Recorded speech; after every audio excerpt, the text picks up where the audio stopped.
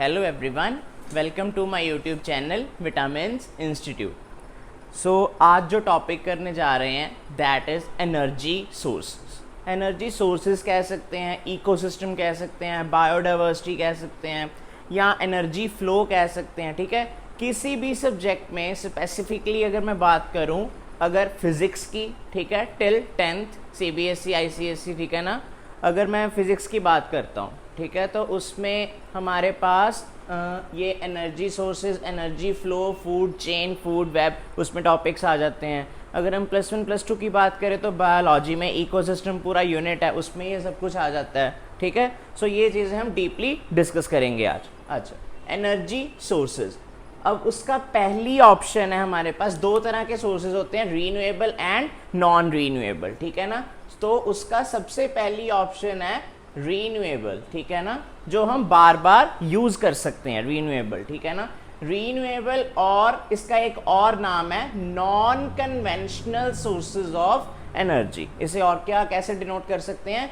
Non conventional sources of energy. ठीक है, ये क्या होते हैं, ये मैंने साइड पे लिखा हुआ है कि these sources of energy can be used again and will never get exhausted. ठीक है, जब तक सन अवेलेबल है। अच्छा, मैं एक बात बता दूं कि सन एक अकेला, sun is the sole source of energy for the earth. Maximum या कह लो कि पूरी की पूरी एनर्जी जो अर्थ पे आ रही है, ठीक है, that is derived from sun. हर तरह की, सिर्फ क्या होता है, one form to another change हो रही है एनर्जी। ठीक है, अच्छा, these sources of energy can be used again and again. Renewable की बात कर रहे हैं कि इनको बार बार यूज किया जा सकता है जब तक ये खत्म ना हो जाए। और ये खत्म कब होंगी? जब सन नहीं होगा। तो सन तो रहेगा ही रहेगा, ठीक है ना, टिल सन एग्जिस्ट, तब तक ये एनर्जी आती रहेगी। ठीक है, और कन्वर्जन्स होती रहेंगी। सो हीट और एनर्जी जो सन से आ रही है, ठीक है ना, it can neither be created nor be destroyed, it can only be change from one form of energy to another form of energy. ठीक है, अच्छा, जैसे अब मैंने इसके नीचे ही एक फ्लो चार्ट की तरह इसीलिए बना के लिख दिया है कि जो सन है, ठीक है ना, sun is the source of energy directly और इनडायरेक्टली। क्यों मैं ऐसा लिख रहा हूं कि अगर प्लांट्स हैं, प्लांट्स अपना फूड फोटोसिंथेसिस से बनाते हैं। सो मेन इंग्रेडिएंट क्या है उनके फूड के? वो एनर्जी कहाँ से आ रही है, उनका फूड कहाँ से आ रहा है? सन से। सन एनर्जी प्रोवाइड करते हैं, उनके पास फूड एंड वाटर अवेलेबल हो जाता है विद रिएक्शंस। ठीक है, फोटोसिंथेसिस रिएक्शन जिसे कहते हैं। तो हम प्लांट्स से ही अपना सब कुछ डिराइव करते हैं, जैसे फ्रूट्स, वेजिटेबल्स। ठीक है, कुछ एनिमल्स जो हैं वो प्लांट्स को खाते हैं, so they are also dependent on them. So plants are the producers. ठीक है ना, वो कुछ प्रोड्यूस कर रहे हैं, और हम सब क्या हैं? कंज्यूमर्स हैं। एनिमल्स और हम क्या हैं? कंज्यूमर्स हैं। ठीक है, अच्छा, अब सन अगर डायरेक्टली और इनडायरेक्टली का मतलब है कि किसी ना किसी वे से वो हमें एनर्जी प्रोवाइड कर रहा है। ठीक है ना, नेचुरल सोर्सेज में कौन कौन सी चीजें आ जाती हैं? विंड, हवा, ठीक है ना, फ्लोइंग वाटर, वाटर जो फ्लो कर रहा है, टाइड्स जो समुंदर में या सी में जो वेव्स फॉर्म होती हैं, ठीक है ना, दैट आर टाइड्स। बड़ी बड़ी वेव्स जो फॉर्म होती हैं उनसे एनर्जी क्रिएट होती है। ठीक है, ओशियन वेव्स, सिमिलर थिंग। ठीक है ना, ओशियंस में जो वेव्स होती हैं उनसे एनर्जी क्रिएट होती है। ठीक है, एंड बायोगैस, नेचुरल गैस जिसे हम बोलते हैं। ठीक है, ये सब कहाँ से आ रहा है? सन से एनर्जी क्रिएट होके, सन से एनर्जी आके ये सब चीजें क्रिएट होती हैं। ठीक है, ड्यू टू सन, उसकी एनर्जी के कारण ये नेचुरल सोर्सेज बन जाते हैं हमारे पास। ठीक है, अच्छा, we can use these sources as long as sun is available. हम इन सोर्सेज को कब तक यूज कर सकते हैं? जब तक सन अवेलेबल है हमारे पास। ठीक है, जब तक सन अवेलेबल है। अच्छा, these are totally different from fossil fuels. Fossil fuels, अब फॉसिल फ्यूल्स जो है ना वो नॉन रीन्यूएबल है, वो कुछ टाइम आएगा खत्म हो जाएंगे। ठीक है, जैसे पेट्रोल, डीजल, ठीक है, ये सब खत्म हो जाएगा, कोल। ठीक है ना, तो ये नॉन रीन्यूएबल में आ गए, ये लिमिटेड क्वांटिटी में प्रेजेंट है हमारे पास। तो इसीलिए वर्ल्ड क्या चाह रहा है कि इनकी रिप्लेसमेंट किससे करनी है? रीन्यूएबल से, ताकि हमारे पास, क्योंकि सन तो रहेगा ही रहेगा, तो एनर्जी हमारे पास प्रॉपरली आती रहे, ठीक है। और एक एनर्जी फ्लो, ठीक है ना, इसका सोर्सेज के साथ ये टॉपिक को ऐसे भी लिख सकते हैं ना, एनर्जी फ्लो। ये जो हमारी चेन और वेब है ये चलता रहेगा एनर्जी फ्लो का जब तक सन है, तो हम इन सोर्सेज पे हमें शिफ्ट होना पड़ेगा, ठीक है, ना कि हम पेट्रोल या डीजल ऐसी चीजों पे डिपेंडेंट नहीं रहना हमने, ठीक है, इन पे शिफ्ट होना ही पड़ेगा। एक तो ये पॉल्यूशन बहुत क्रिएट कर रहे हैं, ऊपर से ये नॉन रीन्यूएबल है, ठीक है ना। सो हमें सन को ही अपना एक मेन सोर्स मान के उसी से ही टेक्निक्स लगा के क्रिएशन ऑफ एनर्जी करनी पड़ेगी, ठीक है। चलो, हाँ जी, तो नेक्स्ट जो सोर्सेज हमारे पास अवेलेबल हैं दैट आर नॉन रीन्यूएबल, ठीक है ना। सेकेंड टाइप हमारे पास आ गई non renewable sources of energy. उनको क्या कहते हैं? कन्वेंशनल। रीन्यूएबल को क्या कहते थे? Non conventional. नॉन रीन्यूएबल को कह रहे हैं कन्वेंशनल, ठीक है। अच्छा, मेनली नॉन रीन्यूएबल सोर्सेज हमारे पास 3 टाइप्स में अवेलेबल हैं, जो मैंने कैटेगरीज बनाई हैं। ये देखो, कोल, पेट्रोलियम, ठीक है, और नेचुरल गैस।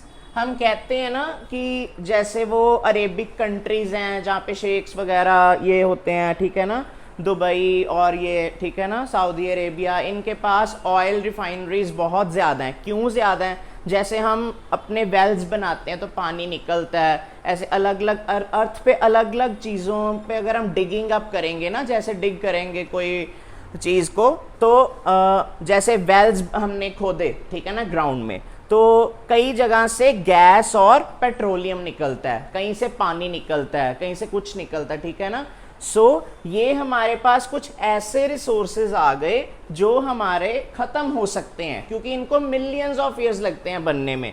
कितना टाइम लगता है? मिलियंस ऑफ ईयर्स, ठीक है। फॉसिल फ्यूल्स डिके होने में मिलियंस ऑफ ईयर्स लग जाते हैं, तो ये क्रिएट होता है हमारे पास, ठीक है। जैसे पेट्रोल, डीजल, ये क्रूड ऑयल हो गया, ठीक है। अच्छा, कोल किस फॉर्म में प्रेजेंट होता है? कार्बन के कंपाउंड्स हो गए, हाइड्रोजन के कंपाउंड्स हो गए, ऑक्सीजन, सल्फर के, नाइट्रोजन के कंपाउंड्स, ठीक है ना। कार्बन हाइड्रोजन मिलके भी कंपाउंड्स बनाते हैं, कार्बन ऑक्सीजन मिलके कंपाउंड्स बनाते हैं। ऐसे जो सारे कंपाउंड्स अवेलेबल हैं हमारे पास, वो उसे हम कोल कहते हैं। ये भी कोल जो अवेलेबल है, जैसे इंडिया में भी कोल अवेलेबल होता है, हर कंट्री में जहाँ पे भी कोल निकलता है, ठीक है ना, फॉर्म ऑफ अ कार्बन, तो उससे हम कहते हैं नॉन रिन्यूएबल, क्योंकि वो लिमिटेड है हमारे पास, बहुत लिमिटेड क्वांटिटी में प्रेजेंट है। They will get exhausted. जैसे हमने पिछले रीन्यूएबल सोर्सेज की बात की थी कि सन जब तक है तो सन तो हमेशा रहेगा, तो वो सोर्सेज ऑफ एनर्जी आती जाएंगी, खत्म नहीं होंगी, they will never get exhaust, ठीक है। तो ये बट एग्जॉस्ट हो सकती हैं, क्योंकि कोल, पेट्रोलियम और नेचुरल गैस एक टाइम ऐसा आएगा वो निकलना बंद हो जाएगा। सिंपल सी एग्जांपल है, हम सबमर्सिबल लगाते हैं तो पानी निकालते हैं, ठीक है ना, जमीन में से, तो ग्राउंड वाटर जो है वो डिक्रीज होता जा रहा है, एक दिन ऐसा आएगा पानी खत्म हो जाएगा ना जमीन में से। तो सिमिलरली नेचुरल गैस, अगर गैस और पेट्रोलियम निकल रहा है जमीन में से, तो एक दिन ऐसा आएगा हमें और नीचे जाना पड़ेगा और एक दिन खत्म हो जाएगा, दे विल गेट एग्जॉस्ट। और एकदम से रिप्लेस नहीं हो जाते कि नया आ जाएगा, उनको फिर से मिलियंस ऑफ ईयर्स लगेंगे डिके होने में। जैसे एनिमल्स की डेड बॉडीज वेस्ट हो गई, जैसे बहुत सारी चीजें डिके होके उनको फॉसिल फ्यूल्स में कन्वर्ट होने में मिलियंस ऑफ ईयर्स लग जाते हैं, ठीक है, वापस सोर्स ऑफ एनर्जी बनने के लिए, ठीक है। अच्छा, तो पेट्रोलियम जनरली उससे हम रेफर करते हैं क्रूड ऑयल से, जिसमें पेट्रोल, डीजल, कैरोसिन, ये सब मिट्टी का तेल हो गया। पेट्रोल डीजल हम आम व्हीकल्स में, ऑटोमोबाइल्स में करते हैं, यूज़ करते हैं, ठीक है। तो इसी को मिलियंस ऑफ ईयर्स लग जाते हैं ये सब बनने में, और हम कितनी फास्टली इसे यूज़ कर रहे हैं, कितनी तेज़ी से इसे यूज़ करते जा रहे हैं, ठीक है ना। तो क्या होगा, एक दिन ये खत्म हो जाएगा सब कुछ। तो हमें अभी से ही तैयारी क्या करनी चाहिए, शिफ्ट होना चाहिए रीन्यूएबल सोर्सेज ऑफ एनर्जी की तरफ, ठीक है, ताकि हमारा जो एनर्जी फ्लो है, फूड चेन और फूड वेब डिस्टर्ब ना हो, ठीक है। चलो, हाँ जी, अब देखते हैं हीट। अब टॉपिक है हमारे पास कि हीट क्या होती है।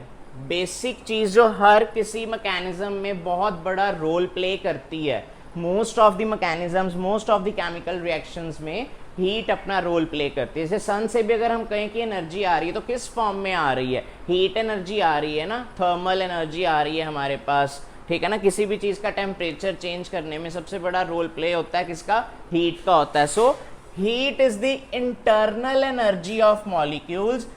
मॉलिक्यूल्स में इंटरनल, उनके बीच में जो एनर्जी है, कॉन्स्टिट्यूटिंग द बॉडी, जो मॉलिक्यूल्स बॉडी को बनाते हैं, कॉन्स्टिट्यूटिंग द बॉडी, वो मॉलिक्यूल्स के अंदर जो एनर्जी होती है उसे हम क्या कहते हैं, हीट कहते हैं, ठीक है ना। और हीट हमेशा हॉट से कोल्ड की तरफ जाती है, ठीक है ना, हॉट टू कोल्ड, डायरेक्शन उसकी हमेशा ये रहती है, हॉट टू कोल्ड, ठीक है। अगर हमारे पास एक बॉडी गर्म है और एक बॉडी ठंडी है, ठीक है ना, तो दोनों को कांटेक्ट में करते हैं, तो जो हॉट बॉडी है अपना सारा एनर्जी या टेम्परेचर, जो थर्मल स्टेट है उसकी, वो किस पे ट्रांसफर हो रही है, डिग्री ऑफ हॉटनेस किसकी तरफ जा रही है, कोल्ड बॉडी की तरफ ट्रांसफर हो रही है, इलेक्ट्रॉन्स उसकी तरफ जा रहे हैं, ठीक है। अच्छा, अब हर चीज का यूनिट होता है, तो ऐसा यूनिट हीट का क्या है हमारे पास, जूल्स, कैपिटल जे से रिप्रेजेंट करते हैं, ठीक है, जूल्स को। जूल्स जहां पे आ जाएगा दैट इज हीट। अच्छा, हमारी बॉडी की अगर हम बात करें तो हमारी बॉडी में जो न्यूट्रिशन है उसमें भी हीट का बहुत बड़ा रोल प्ले होता है, ठीक है। अच्छा, जैसे मैं कितना काम कर सकता हूं, मैं वर्क कितना कर सकता हूं एक दिन में, जितनी मेरे पास एनर्जी होगी, है ना, मेरे पास जितनी एनर्जी होगी बॉडी के अंदर उतना ही मैं काम कर सकता हूं ना दिन में, ठीक है। तो एनर्जी कहां से आती है मेरे पास, ठीक है ना, फूड प्लस हीट, या फूड में से जो हीट निकलती है, या नॉर्मल हीट की बात करें, उसी से, पानी से, फूड, हीट, वाटर से मेरे में एनर्जी आती है, एनर्जी से मैं काम करता हूं, ठीक है ना। सो ये दोनों का, ठीक है, यूनिट्स क्या हो गए, जूल्स हो गए हमारे पास, ठीक है। अच्छा, इसका रिलेशन अदर यूनिट्स के साथ, 1 joule is equal to 10⁻⁷ ergs, ERG, erg, ठीक है। और 1 कैलोरी, ठीक है, जनरली हम जिमिंग लैंग्वेज में बात करते हैं, जो हम एक्सरसाइज करते हैं या जिमिंग करते हैं जो, तो उनको ये वर्ड बहुत फेमिलियर होगा, कैलोरीज बर्न आउट करना दिन में। कैलोरीज बर्न आउट करना मतलब कि बॉडी में जो हीट है उसको किसी तरह बाहर निकालना, अपने आप को, खुद को स्वेट आउट करना। स्वेट मतलब कि पसीना निकले बॉडी में से, सारी वेस्टेज जो है हमारे सेलाइन वाटर की फॉर्म में बाहर निकल जाते हैं, सॉल्ट्स, मिनरल, जो मतलब वेस्टेज होती है, ठीक है। एक कंसेप्ट तो होता है ना हमारी बॉडी का जो रूल है, यूरिन के साथ हमारे जो एसिड्स हैं बॉडी में या लिक्विड सब्सटेंसेस, वेस्टेज है, वो बाहर निकलती है। सेकेंडरी थिंग होती है स्वेट आउट करना, हमारी बॉडी से जो पसीना आता है उसमें भी जो एक्स्ट्रा वाटर है, वो वेस्टेज है, वो बाहर निकल जाती है। इसीलिए हमें पानी पीते रहना चाहिए ताकि हमारी बॉडी हाइड्रेटेड रहे, ठीक है। तो वो 1 कैलोरी किसके बराबर है, 4.186 जूल्स के बराबर है। 1 कैलोरी किसके बराबर है, 4.186 जूल्स, ठीक है ना। अगर हम दिन में, अगर हम एक मील में या एक दिन में 2000 कैलोरीज खा रहे हैं, तो अगर हम उससे ज्यादा बर्न आउट करेंगे तब हमारी बॉडी पतले होने की तरफ जाएगी, ठीक है ना, वेट रिड्यूस होगा हमारा। अगर हम जितनी कैलोरीज इनटेक कर रहे हैं उससे ज्यादा, उससे कम की एक्सरसाइज करते हैं, जैसे मैं 2000 कैलोरीज दिन में खा ली मैंने, ठीक है ना, फूड से मुझे 2000 कैलोरीज मिल गई, और मैंने अपना जो वर्कआउट किया दिन में, सारे दिन में सिर्फ मेरी 1000 कैलोरीज बर्न हुई, तो 1000 कैलोरीज मेरी एज अ फैट्स बॉडी में स्टोर होके रह गई, ठीक है। इसीलिए कहते हैं ना, मोटे होना बहुत इजी है, पतले होना डिफिकल्ट है, क्योंकि हमें बर्न आउट करना पड़ती हैं वो कैलोरीज, ठीक है। बर्न आउट करेंगे तो एनर्जी क्रिएट होगी, एनर्जी से हम काम कर सकते हैं, तो वर्कआउट करना पड़ेगा, ठीक है, कैलोरीज बर्न आउट करने के लिए।